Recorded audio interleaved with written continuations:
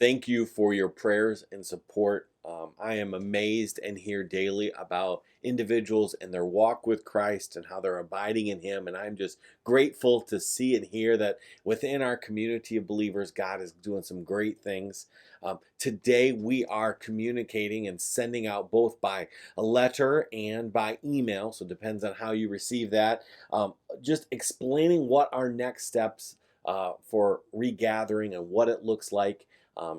Just in a summary sense, we have a goal for August, and that will be initiated, but we're looking forward to give you a little information on what we hope to do in September. Now, the September part is not a guarantee, even though we would love for that to happen. We know that in the world we live in, we can't make something committed 6 to 8 weeks in advance because of what's been happening. So we just want you to know that we want to help you. If you have any questions, feel free to contact one of the pastors or myself. I'd love to communicate with you. Thank you for putting others first. Thanks for praying for one another. Thanks for serving one another. One of the fun things we got to do was last night, 15 of us gathered for prayer right here in our auditorium. Prayer meeting happened, and it was great to be able to pray for the spiritual growth of our church family. We spent a lot of time doing that. We prayed for the ministries of our church, both in our building and outside of our building.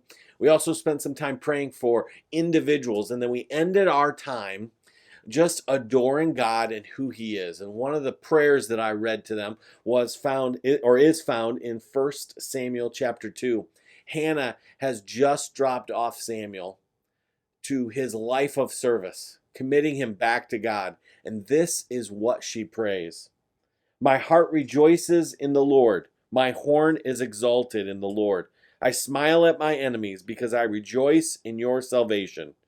No one is holy like the Lord, for there is none beside you, nor is there any rock like our God.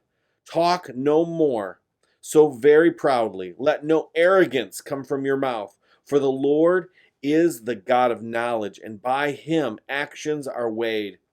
The bows of the mighty men are broken, and those who stumble are girded with strength. Those who were full have hired themselves out for bread, and the hungry have ceased to hunger. Even the barren has borne 7, and she who has many children has become feeble. The Lord kills and makes alive. He brings down to the grave and brings up. The Lord makes poor and He makes rich. He brings low and He lifts up. He raises the poor from the dust and lifts the beggar from the ash heap, to set them among princes and to make them inherit the throne of glory. For the pillars of the earth are the Lord's, and He has set the world upon them. And He will guard the feet of His saints. But the wicked shall be silent in darkness, for by strength no man shall prevail. The adversaries of the Lord shall be broken in pieces. From heaven He will thunder against them. The Lord will judge the ends of the earth. He will give strength to His king and exalt the horn of His anointed. Just spend some time today adoring who God is, that we serve a great God, a great Savior who's done so much just to bless this world. And I pray that you would be encouraged. Thanks for praying for one another. Thanks for serving one another and loving one another by putting each other first. God bless, and we love you.